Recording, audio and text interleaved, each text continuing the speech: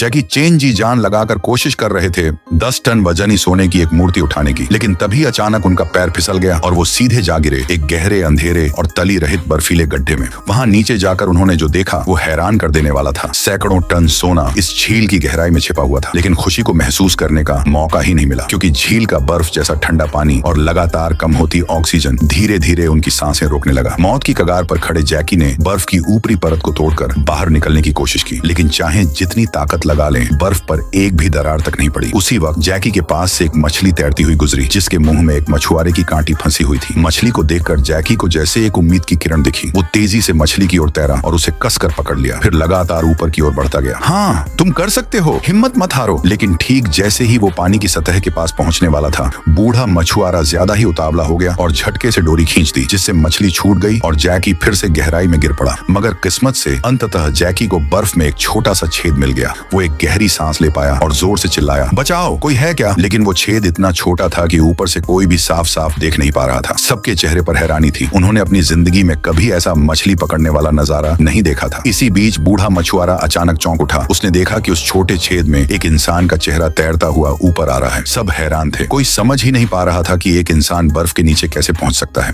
अंततः उन्हें धीमी सी एक करुण पुकार सुनाई दी, बचाओ। वो सब हड़बड़ाकर दौड़े और एक इलेक्ट्रिक आरी लेकर मोटी बर्फ को काटना शुरू कर दिया। लगभग 20 मिनट के कठिन रेस्क्यू ऑपरेशन के बाद आखिरकार वे जैकी को बाहर निकालने में सफल हुए, लेकिन इतनी देर तक बर्फीले पानी में डूबे रहने की वजह से उसका शरीर नीला पड़ चुका था, पूरी तरह ठंड से जकड़ा हुआ।